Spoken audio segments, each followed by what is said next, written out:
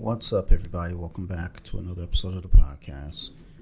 I just want to give a little bit of a heads up here as this episode is going to have a little bit of sound distortion as I was unable to record on my laptop.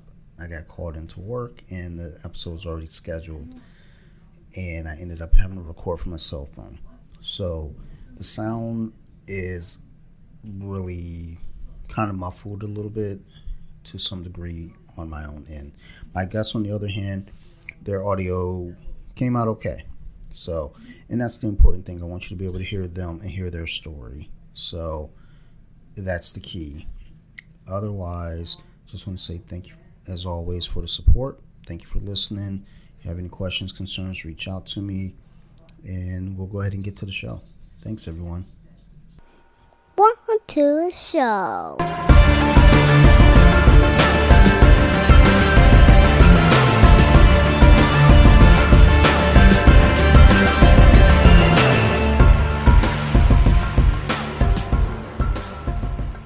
What's up, everybody? Welcome back to another episode of Off Mass Podcast.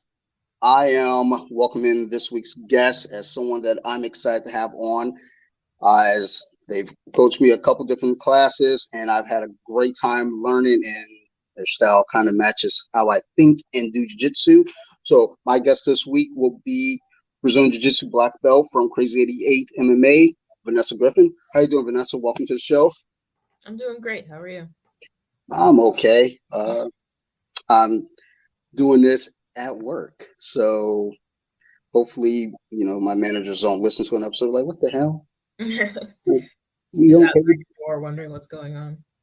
Yeah. Well, I sent my call somewhere else, so I told them, like, "Yeah, I gotta go on lunch. Can you take these?" Like, "Yeah, okay, cool. I'll be back when I'll be back." Mm-hmm. So, but yeah, everything's good on this end. So, I just wanted to have you on and really kind of talk about jiu-jitsu and as far as your journey goes, and really competition and kind of like your mindset when it comes to competing, because I don't compete, and I'm always fascinated with everyone who does, especially at a high level, because I want to kind of know where did it start, like, have you always been competitive, or was it just a switch that clicked on, like things like that. So I'm just curious. I have a thirst for knowledge. When you started jiu-jitsu, like, what was kind of the catalyst that got you into it? I was a teenager and I was pretty bored. Like, I didn't have things to do.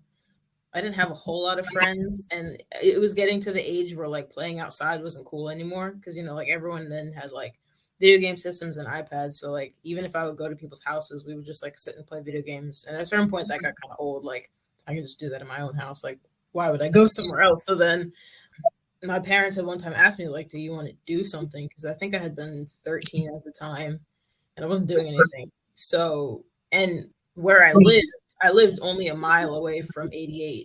And so I looked it up and found it. I'd actually seen the 88 commercial like in 6th grade or so.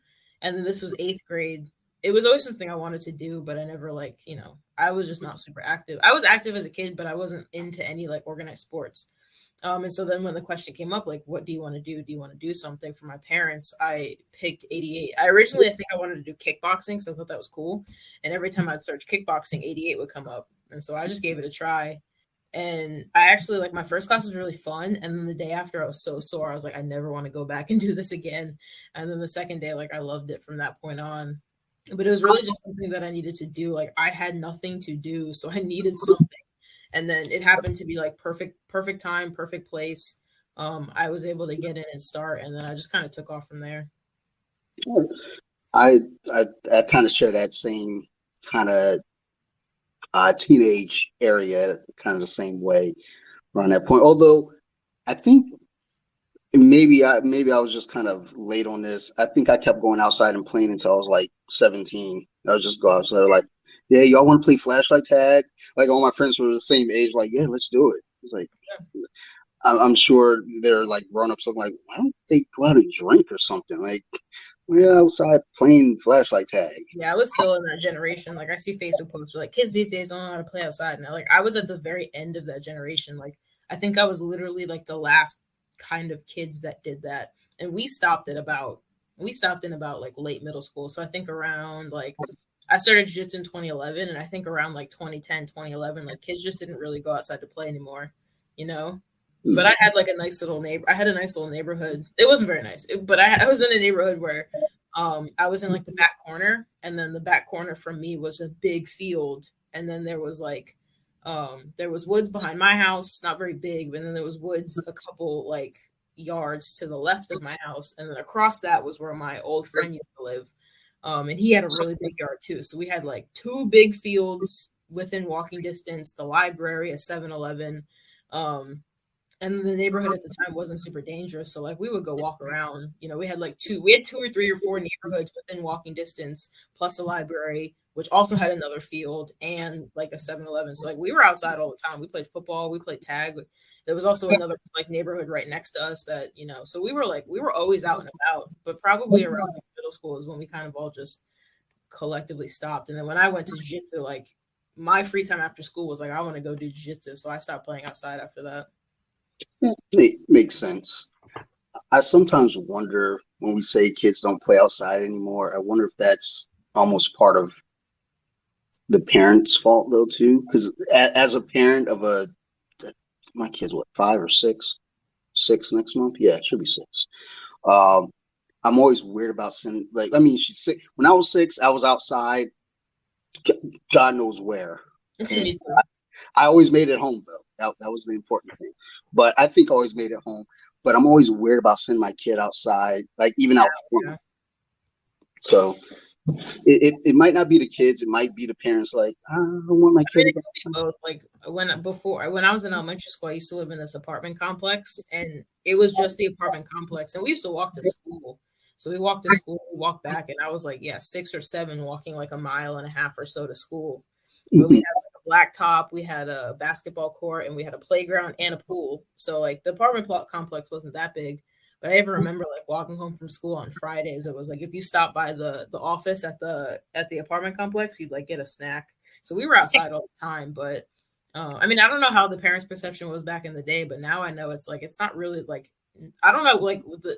I feel like there's a correlation between that and like child abductions. Like now it's just like I feel like it's almost not as safe to like just let your kids go outside like it is today. I don't know. I mean, I'm not sure. Like obviously I was a kid back in the day, so I don't know how much of a danger that was. I know it was always around, but now I think it's so prevalent that it's like I don't even know if I would like even when the kids like at the gym they want to go play outside or like walk to Dunkin', I'm like, you guys need to go in groups or an adult needs to go, and if it's dark, you're not going. And then back in the day, we had like my mom used to give us like she bought us like cheap watches, and she was like she gave us a time for check-in. So like we would go outside and play out, like all like Saturdays we were outside the whole day. We were not inside at all unless it was like rainy or cold. But she gave us like times where we'd have to go home real quick, check in with her, make sure we were okay, and then we can go play. And if we didn't check in on time, that was hell to pay. I remember that. Yeah, I definitely have felt that wrath with my foster mom. Like, I remember I got caught. I don't know how far away from the house I was, but I was too far away. Oh no! My foster brother, his girlfriend saw me like out near the main road, and I remember seeing my foster mom's car pull up, this burgundy Buick pull up behind me, and she was like, "Jake, you better get home before I get home." Oh! I sprinted home thinking like I need to beat her home. I got home. I put myself in the corner. I stood in the corner. She didn't get home for like maybe an hour and a half, 2 hours. But I was like, I'm not gonna risk it. And then she got home, and then the punishment began. So I got double punished that day. But listen. When you got in trouble, did your parents call it that you were grounded, or did they say you were on punishment? I was on punishment. That was me too. And now like kids these days are I'm like, I'm grounded. I was like, I was never grounded. I was on punishment. And that hurts. I feel like that phrase just hits worse. Oh yeah. We used to be on punishment for like sometimes we were like there was one time we were on punishment for like me and my brother for like a month. And that was what my parents called it. Yeah, like my foster mom called it punishment, and yeah, it was definitely punishment. When my grandparents got me, I was grounded, but I remember I got grounded. What did I do? I think I snuck out and I got caught, and I was grounded for a month. But I remember one day my grandma says to me, "Are you still grounded?" And I was like, "Huh?" Uh, honest kid. I go, "Yeah, yeah, I am. I got another week." Nah. Because that's sometimes a trap. You can't get caught lying. That might be like they're testing your honesty. And we used to get in trouble if even if the day that we were off punishment, we would say something, we get in trouble. So like we could never end our own punishment. Like it was always like you're on punishment until the parent says so. And sometimes like I think my mom was pretty good on like there might have been one time where I think my brother was like, "Are we off punishment today?" And she's like, "No, a couple more days," or something like that. But I remember that too. Yeah, it was, yeah, with my foster. Also, two different areas. I was in Flint, Michigan when that was going on. So the parents up there didn't play. And then when my grandparents had me, I was in Delaware. And it, like, the world just felt lighter in Delaware, for me at least. So I was grounded, and it was just like, okay, whatever. Like, I guess you're still grounded. We're just kind of saying the words, so whatever. That's funny. But yeah, so once you got into jujitsu and you fell in love with this, and it became your replacement for going outside and playing. Was there ever a thought early on that you were going to push this to the furthest max, like the world champion, black belt, everything like that? Honestly, no, not because I didn't want to, but just because I had never been challenged in a sort of way like this. So for me, I even remember, I mean, like I used to compete a lot. I think my first competition was maybe 6 months into training. I think I was like, I used to be in the kids belt system, like similar to what we have for the kids now. And I think I was like a half yellow belt, which meant that I had only been there for, or maybe I think I was a half gray belt, which means like I had only been there for less than four, maybe it was only 4 months. I don't know. Or I started in May and my first tournament was February the next year. So whatever math that is. But I remember that. And I just remember like liking competing, like it kind of made me nervous, kind of didn't. But I remember when I got into the adult division, like I kind of knew it was going on, but I also didn't. Like Julius took me to the pan and I won it. And then afterwards, like I start seeing like stuff blow up about it on social media, and I was like, the tournament wasn't super hard for me, so like I didn't realize it was a big deal. And even to this day, like looking back on it, like I mean, obviously it was a big deal. Like now I go to the pan and I'm like, oh, it's serious. But when I was a teenager, like I didn't know what it was. And even still, like going to the world again, I had no idea how big of a deal any of that was. And it's not like they didn't try to tell me or they like they did a bad job, but I think that was better for me in my early year where like I didn't know what was going on. They were just like, "Oh, you're good. Go do this tournament." I was like, "Okay, fine. I'll go do it." And it wasn't until like purple belt that I realized how like serious all of it could be and how it was. And then obviously now like being at black belt doing those tournaments, I understand the severity. But when I was a kid, like I mean, I obviously like everyone was like, "Oh, I want to be a black belt champion," so I was like, "Well, I guess I do too." I was just going with the crowd. Like I didn't really have that aspiration until like for myself and like something I really wanted it to be until later. And now that I'm here, it's like I can literally go and do it in like a month and a half. So it is crazy being up here. But back in the day, like I don't remember it being like pressing. I mean, obviously jiu-jitsu consumed my life as a teenager, but I just did it because it was like really fun and I really liked it. I liked competing and I would do it, but I don't think I really set any like goals or aspirations for myself other than to just be consistent and do it all the time. Yeah, when I first started, I didn't even know I didn't even know it was like competitions. I was just showing up on Saturday morning and getting ragdolled. Oh no. Like I just didn't know. Like I'm just there, like okay, cool, because I could only go on Saturdays when I first started for the first year. So I had no clue, but I would see medals and stuff. So in my mind, it was always like kind of thinking about, oh well, I'm at a jiu-jitsu gym, MMA gym, so it must only be, for MMA fighters and people getting in the cage. And once I started going, a few times a week, then I started encountering other people who were competing, and I was like, oh, okay, that's cool. It's interesting. So it's always funny thinking back to those early days, like, what you perceived then versus the moment that it clicked for you. When you're going into competition, like how do you have any kind of mental preparation or, self-talk that you do? A little bit. It changes. I'm mostly like leading up to the tournament. I'm mostly like sometimes it depends on what's going on. Like for the pan, I was hyper focused on my weight. So sometimes like if I'm really really focused on my weight and I'm nervous about that, that kind of consumes me. Like for the pan, honestly, like because I had to drop 21 pounds for the pan, and I did it in like 6 weeks, and it was cutting it pretty close. So I was consumed by that, and then especially lately, like having all these concussions and stuff and like being kind of out of it, I haven't really done any of that. Um, but now that I'm healthy, my weight is good. My general tendency is to be kind of just to like give myself a confidence boost. Like, like one, I always tell myself to have fun because the minute that this stuff isn't fun for me anymore, like I don't want to do it. It's not, the grind is hard. Like it's not worth it.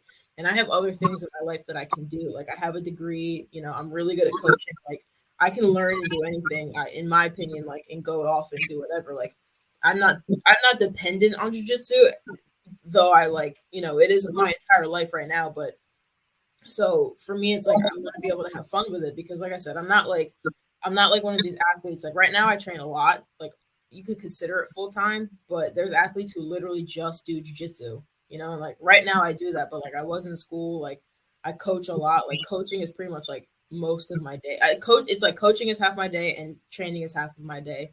Um, so for me, it's like I have to be able to have fun and it has to be worth it for me. So that's my biggest thing is like I remind myself to have fun with it and just to be the best that I can be. And then a lot of the times, like leading up to the tournament, like sometimes like I'll get really excited and I'll ride that wave. So like the second I feel excited about a tournament, like I got it really excited about the Worlds like 2 days ago, and when I feel excited about it, it always comes. Like I try to ride that wave as long as possible because the grind is tough. Like I'm training like some days I'll train like 4 hours a day, and I'll work for about 6. So like my entire day is just like 9 to 9 jujitsu. So I gotta keep myself confident, but like I'll get excited about certain things and I'll like try to ride that wave and I always put in my head like I can be the best in the world. Like, I want to be a basketball champion, but it's not going to break me not to do it. As long as I did the best I can and I know I gave it a really good shot, that's what's important to me. So for me, it's just like it is a lot of like self confidence. It's mostly like very basic. Like I'm the best in the world and I can be. Um, but I usually just try to like to ride the waves of excitement, especially now being healthy because I was out from concussions for probably honestly like a year and a half. Like the last couple tournaments that I did, I probably shouldn't have done, and so I was out of it. But my natural tendency is to just make sure like keep myself confident, keep myself. Um, I always like assess it to see if I am having fun and I do still enjoy it. But there's not like a specific like routine that I have, every time. It's fairly different. I kind of like to go with the flow and however I'm feeling that tournament or that camp. They're all fairly different. I don't have a specific routine, but I would say like I do try to keep myself confident, and that's when I do the best. When I keep myself confident and I remind myself that it has to be fun. Like I have to want to go out there and do it, and that's usually when I do the best. When you mentioned the weight cutting, like how do you feel about weight cutting? Do when people are prepping for competition? I know for myself, the first and only competition that I did, I think I went into the week, trying to cut down. I think maybe 8 pounds, 8 to 10 pounds, which it wasn't terrible. It wasn't bad at all for me at that point. But how do you feel typically about weight cutting in just kind of the overall spectrum? Should people, bother like, cutting way out or, kind of wait till they get a little closer to manage that?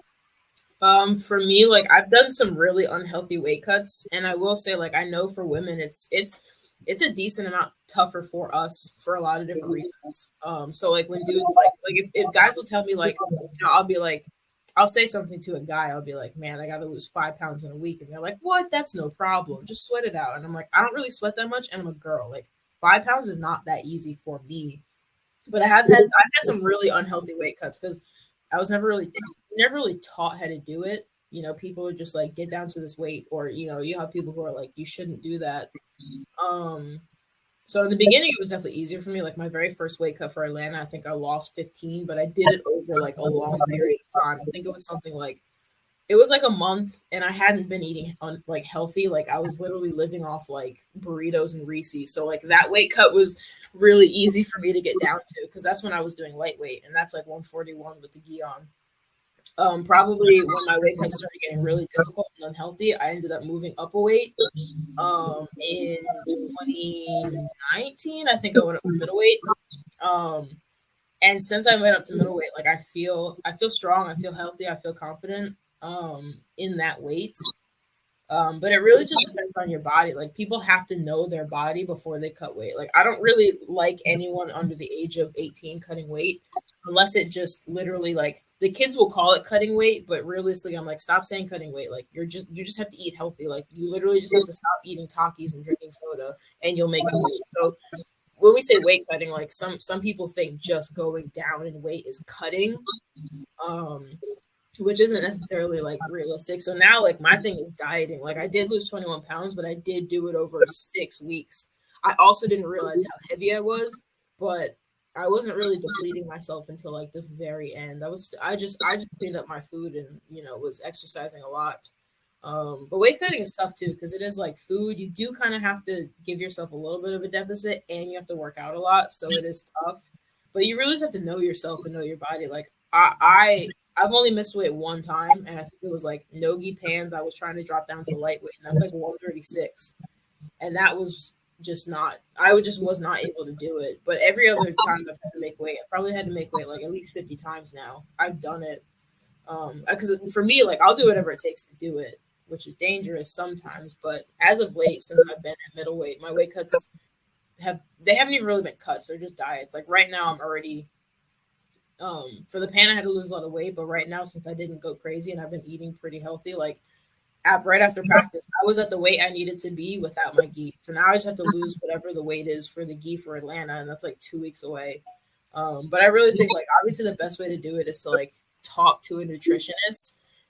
Talk to a nutritionist, figure out like, Julius always tells us to get DEXA scans. I haven't done it yet just because I just like middleweight, so I'm not really worried about changing. But I think like doing it the most professional way. Obviously, whatever way doesn't break your pockets, but you just have to do it in the most like professional, healthy way for you. There's some people at the gym who don't lose weight at all. Like they'll just go up in weight, no problem. So it just depends on you and your body. Like me, I'm like a little bit like tougher with that than other people. Like I'll if I need to, I'll go home after practice and I won't eat or drink anything. Like I'll just fast until the morning. And sometimes I'll fast even longer than that. Like I can go a really long time without food, but it just depends on the person. Like I know people who can't do what I do. Like I tell people what I do and they like look at me like I have three heads. So it really just depends on the person. Like obviously this also applies to people who are 18 and up. But really, so like the best way is just like diet, eat really healthy, take a long time to do it. Like you just have to be tough enough not to eat unhealthy. And maybe it takes you 2 months, maybe it takes you 1 month, maybe it takes you a couple weeks, like I really think you should do it healthy because that's gonna give your body the best chance to like prevent injuries, train really hard, get ready for the tournament, and then be able to fight hard at the tournament. But I mean, I've literally gone into tournaments fasting for like 36 hours and like still went and won. But a lot of people I know like they can't do that. So some of the stuff that I've pulled off and some of the stuff I've done, I would never tell anyone else to do. But I know that I can like my biggest weight cut for Nogi Worlds last year was like I lost 10 pounds in 10 days. My weight cut was going well, but then I got sick. And so I had to like eat and drink and take a lot of medicine and I bloated up. And I remember having to cut like 10 pounds in 10 days. And then the morning of, I was still like a pound over and I had to run. And I barely won. And then afterwards, I had like the most vicious foot cramp of my life. Like, honestly, some of the stuff that I've gone through and been through, like for a jiu-jitsu athlete, is pretty intense. So it just really depends on the person and like what they can withstand, Yeah, My wife, she's very much in that weird, I don't want to say weird, but yeah, she's weird. In that pocket of like, if you don't eat at a certain point, it's like she gets the shakes. I'm like, she'll like text me midday, like, have you eaten today? Oh, It's like, no, actually, I forgot to eat. Hold on. It's like, oh, that's so sweet. it, maybe, well, yeah, it is sweet of her, but I think she also knows that I'm just going to forget to Mm. eat, period. And it's weird because I base a lot of everything I do around food, but then I just don't eat. There'll be some days like, yeah, after training, I'll get home and I'll take a shower, do bedtime stories with my daughter, and my daughter will tell me to eat, but that's part of her stalling because she knows if I sit down and eat, she gets to stay up a little longer, Oh, and then she like watches. the system. Yeah, yeah, of course, she's watching my plate. She'll see like, oh, Dad, you still have some grapes to eat. Like, no, you're still going to bed. So, Funny. when you're competing, do you tend to focus on like a set strategy, or is there room for improvisation? Like for me, like things have been very different tournament to tournament. Like when I went to the Worlds, I didn't have a game plan at all. Like that camp for me was really tough. One, I was concussed. Like I shouldn't have been at that tournament. I shouldn't have been at the tournament that I won in Vegas either. But like, and I shouldn't have been at the Pan that I did okay at. Like those I don't think I had a game plan. My only game plan at the Pan was to pull first. My only game plan at Vegas was literally just win, no matter how that happened. And then at the Worlds, I didn't even have a game plan. I just went in there and like blew it. For this Pan, I kind of had a game plan, but like I said, being concussed has been really difficult. And so like for me personally, I have some lasting like issues from it. And one of them is like I've forgotten a lot of like jujitsu that I knew. And then like sometimes going practice to practice, like I literally have to like read my notes to remember what I'm working on because I'll forget. Like it can be really tough. Like right now I have myself together and I'm getting a game plan together. And so realistically, like you have to have a game plan, but it doesn't have to be you don't have to exactly map out, what you're going to do each minute because you never know what's going to happen. Your game plan, you might have a perfect game plan mapped out and you drilled that thing for weeks. And then within 3 seconds, it's out the window. Like if your game plan is to pull first and somehow the person runs at you and does a flying armbar, now you're on top, almost got submitted, like it's game on. Now you should have like game plans for when things go wrong. Like you should have your perfect game plan, like start to finish. You should have a game plan from bottom, top, from close guard, from even bad positions. You should have your game plans and your escapes. You should have like some counters in line. But it is really difficult to map out, obviously, like minute to minute what's going to go on because you never know what's going to happen. Then again, it depends on the person. Like for me, like I'm able to just go into a match and just fight no matter what's going on. Some people get a little bit frazzled if their game plan's out the window and they feel like they don't have a plan. Like they sometimes like some people you can see in the match in a minute, like they're not mentally breaking, but they take a little bit of hesitation to think about what they're going to do next, and that can be a problem. So like drilling is really important too. Like drilling a lot of different drilling, like I don't want to say a lot of different stuff, but drilling really helps get some of those movements ingrained. So it's good to drill submissions. It's good to drill counters. It's good to drill transitions. It's good to drill like scrambly type things. Because when things go out the window, like your body sometimes can just take over. So for me, sometimes like my body will just take over. Like I'll get off the mat on the match and have no idea what just happened. That was kind of me at the Pan. Like when I fought that match with Chloe, we talked about it afterwards. Like we were both like that match was so fun. And I remember telling her, I was like, yeah, 2 minutes into that match, like when it was I was like, oh, we're doing this. Like we're just going, Obviously we both had our game plan. She executed hers better. But for that match, like we both, I'm sure, had to improvise a little bit, like everyone kind of there's always sometimes like, especially at the higher level, like there's always something that you see that you weren't really prepared for. So if there's something like, if you haven't been drilling your worm guard escapes and someone wraps you up in worm guard, now you got to improvise in the middle of the match or get swept. So it's a little bit of both, but it also depends on the person. Some people like to be more prepared. I kind of like to be less prepared. Like I have my base game plan, but then I have offshoots from different things that I'm comfortable with doing. But it is good to have a game plan of some idea of what you're going to do. But you don't have to have it down like minute by minute, move by move, you know. Okay. All right. That's helpful to me, just really in general, especially even like just in training. Like I'll go in with like a set mindset of like, okay, this is what I'm doing today when I get in here. And it's like Wednesday, it's takedown month. And Keith was like, you want to do the curriculum or do you guys want to do cool shit? I And we remember ended that. up doing wrist locks. So it's like, oh, all right. So I guess I had my body prepared for takedowns and now I'm getting wrist locked. Cool. Yep. Like, went home emotional. Like, Oh. why am I pissed? Because you've been getting wrist locked the entire class.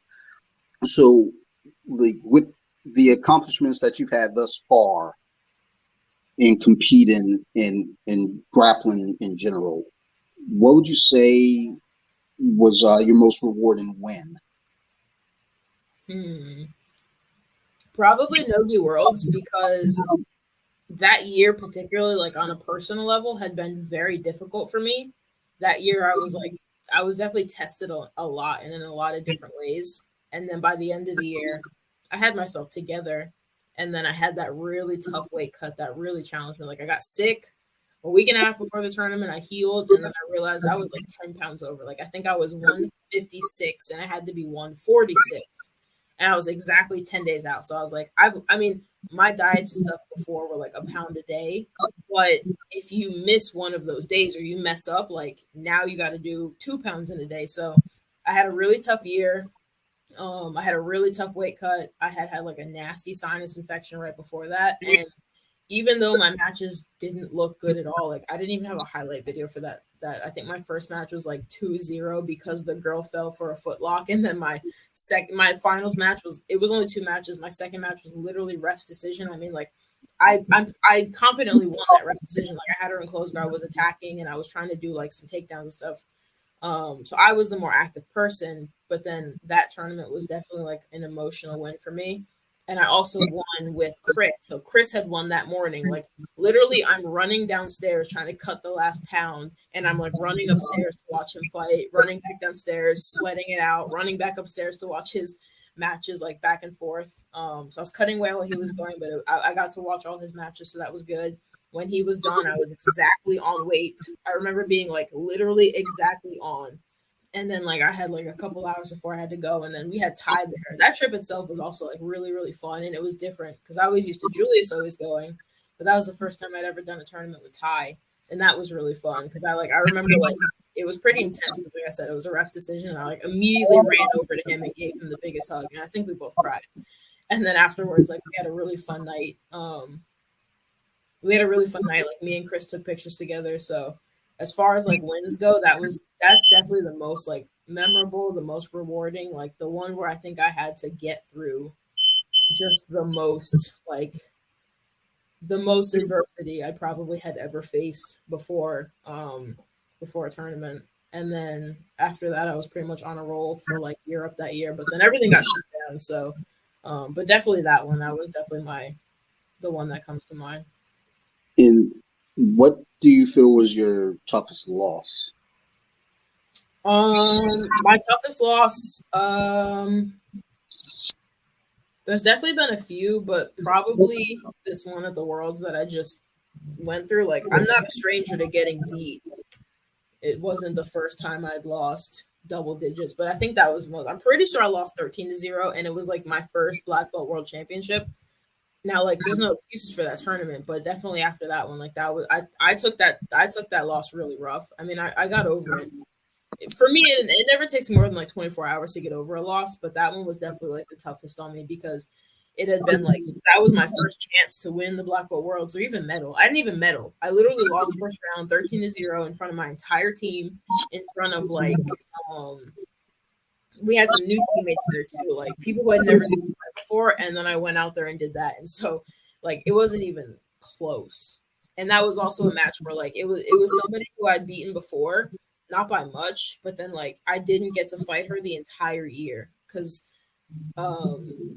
she wouldn't be like she would sign up for tournaments and then not be there, and I wasn't sure why. There was like 2 tournaments where she signed up and then didn't go, And then I went there and it was like very hyped up, very like excited. And then like I went out there and lost 13-0. So like it was definitely like I took that one pretty tough, but I bounced back from it. And I ended up like that match definitely pushed me to go to do like PT for my concussion and to just I think after that I took like at least 2 months off. I think that was the middle of December and I didn't go back to training until early to mid February for the pan. And so I trained for the pan for probably about 6 weeks. I think I like just got back to training. Like I haven't even finished the full 3 months of training since I've been back from my concussion. But that one was definitely like that one was pretty rough. For you with the concussions and kind of the after effect that you're having there, is there anything specific that while training, that how does it affect you? I guess in preparation. I would say like I'm definitely hyper aware. I'm not as bad as I used to be. Like I before the worlds, I literally I couldn't train 2 consecutive days in a row. So my schedule was literally like Tuesday, Thursday, and I could do Saturday and Sunday, but Sundays would be tough. Like I could do Saturday afternoon, take 24 hours off, and then go do Sundays. So I was only training 4 days a week. I don't even think I was doing conditioning. So I was on the mats for 6 hours a week. And now I'm at like 14 or 15 plus strength and conditioning every day. We do that 4 days a week. So total hours of like training, I'm probably close to 20. But back before the worlds, I was literally just doing 4 or 6. I did 6 hours a week compared to the 20 I'm doing now. And even before the pan, I was probably at maybe 10. And so I just have to be hyper aware. Like headaches, I don't get them as intensely as I did, but I still get them. Like today I had a headache, but now I'm able to push through it. But I'm very like I fight conservatively no matter what. I've always fought pretty conservatively. I've always fought with control, but now it's a little bit more to where like I don't like to initiate scrambles because like if I get kicked in the head in the wrong way and I get concussed again, like it's just gonna be harder for me to come back from that. So I gotta pick my partners pretty carefully. I have my group of people who like they're hype. They look out for me, which is really important, and I know how to protect myself.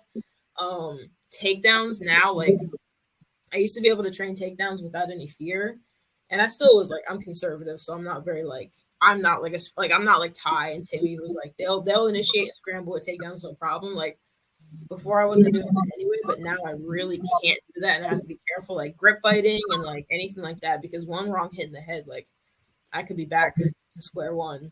So I'm definitely very careful. I can train a lot more than I was training, and I can endure a lot more, but really it's just the impact that I have to be careful of.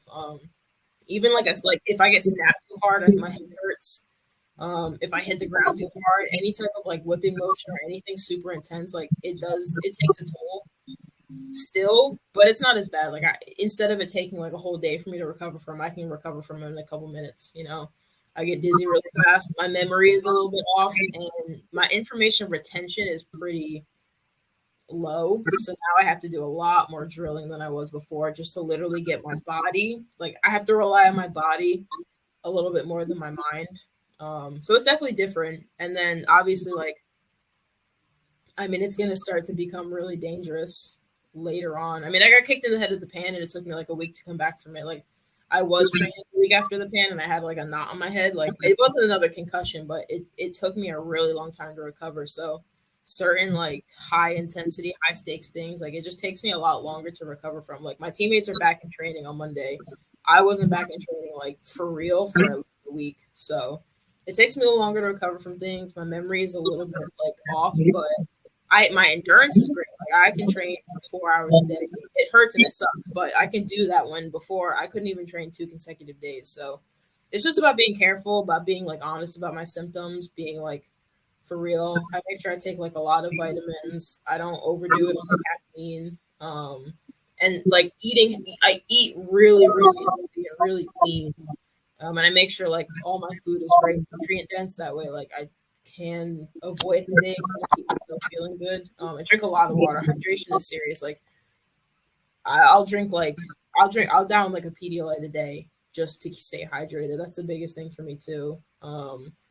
But It's just being careful now because, like I said, I mean, if I keep getting hits to the head, like at a certain point, it's just going to be problematic. So I do feel like I am recovered to at least 90%. Um, but it's really just about being careful. But my training is a lot better. Like I can train a lot like I couldn't before.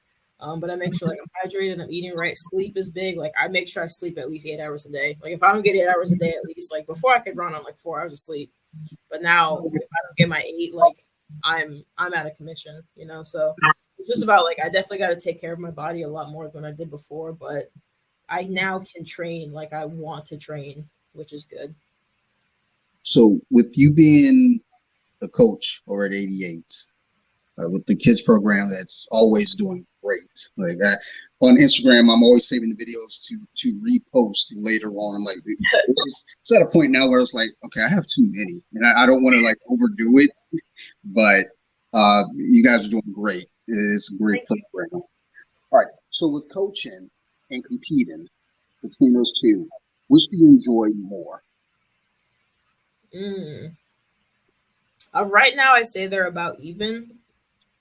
Honestly, probably right now, like if we're talking at a tournament, definitely competing. I like being out there, but of course, like I love seeing like my, even my old athletes. Like this was the first year that the kids that I helped, the kids that I was coaching, went to the adult, like graduated to the adult program, went to blue belt, and did pan. I had like 3 out of 4 of them go, and they all did really well. They all got medals. We From that group there was 1 gold, 1 silver, and 2 bronze.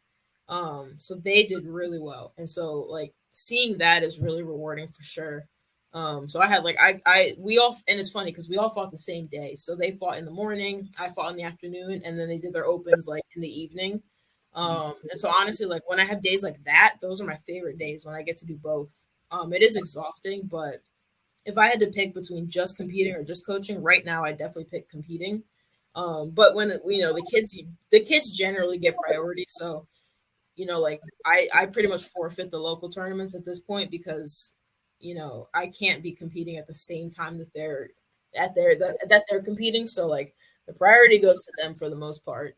And if they have a tournament, like I have to miss training to go and make sure I go with them. So like they get priority, but if I had to pick right now at my stage for a tournament, I would pick competing.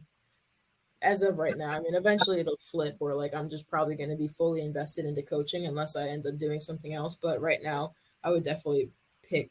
I would definitely pick competing. I oftentimes wonder that with competitors who are also coaching is, there's always different rewards that come from either. So I always, I get curious about, what's at the moment for everyone at least, what's kind of that focal point or enjoyment point. So that's good. And I can say from, again, my personal experience, like I said in the beginning, I think when, we're over at the old Ivy League, you came over once and coached the class, and again, very informative. And then recently, going over to Kimura with us over at Elkridge, that that was very helpful to me. And just hearing one thing that you said that really, really kind of stuck out to me was, you're like, you do control jiu-jitsu. You're not like like spazzy, like quick to the point, like grappler. And I was like, oh, so it can be done. Yeah. It's not just, because a lot of stuff that I see on Instagram, and it's not to knock anyone, is, you see guys doing these crazy, moves, and it's like, hey man, I like basic stuff. Like, can we do the things where I'm not like inverted on my neck? I can't turn left right. Or having to jump around. Yeah, yeah. So hearing you kind of break that down and explain it, like really like boost me and like motivated me. I was like, okay, cool. I'm not just doing this in this weird arena of you're by yourself, kind of doing old man jiu-jitsu, So thank you for that. Last question before we get out of here, just with you doing grappling and kind of going through this spectrum of it all, and just life in general, where you're at, what would you say would be kind of a theme song, or if you're, walking into anything, not even just a competition, just you're walking into the supermarket and a theme song came on for your entrance song, what would it be? Ooh, that one. I don't know. My music taste is so different and it changes. Uh I don't know about that one. I would have to think about that. There's not even a song that's popping into my head. Like my music taste is so different. Like sometimes I'll listen to like feel good music, sometimes I'll listen to hip hop, sometimes I'll just listen to like whatever. Oh man. Honestly, it could be anything. Like anything that's upbeat and like exciting could be it. I would say more so than like um yeah, there's not a specific song that pops into my head, but probably like anything upbeat that gets me going, definitely something like along those lines. No, all right, fair. Like I get that feeling too. I listen to such a weird array and variety of music that any day of the week it could be any given thing. It could be Madonna, it could be, DMX, it could be Aerosmith. So it's like just it depends on the mood. Yeah, pretty much. All right. Well, Vanessa, we're gonna go ahead and finish up here. Thank you for doing this. This is awesome. I talked to Ronnie a while back and did the podcast with him, and then I think he reached out to you and he's like, yeah, like she'll do it. I was like, okay, cool.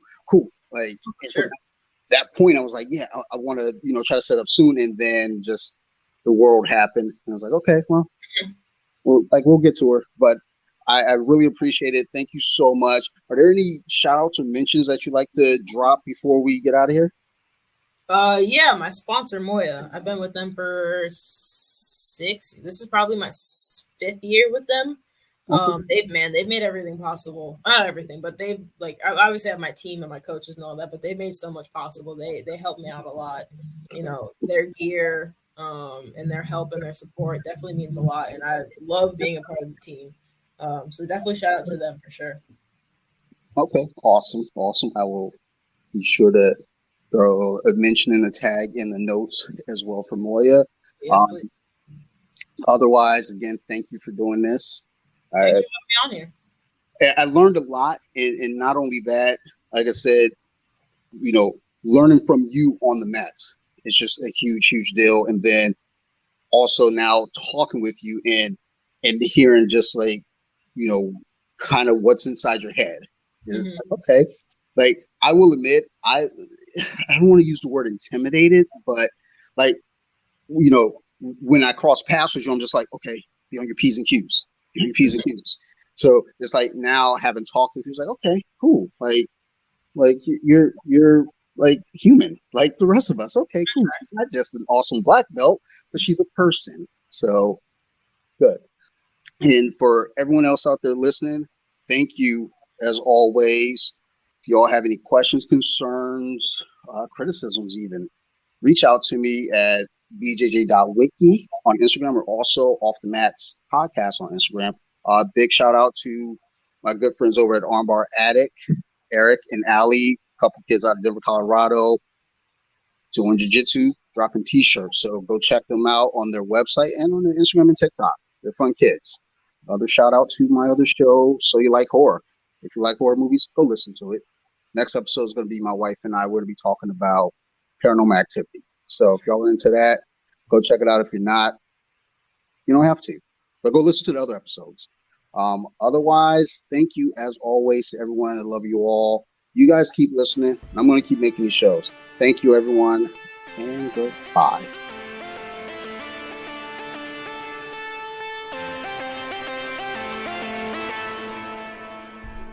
Deep with it.